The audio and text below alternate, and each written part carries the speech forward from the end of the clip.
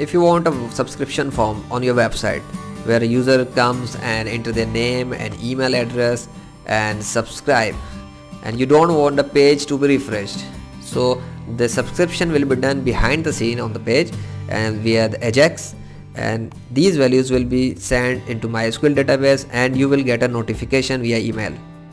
So this is what I am going to teach you how to create, and for this I will utilize PHP MySQL, JQuery, Bootstrap and a validation script.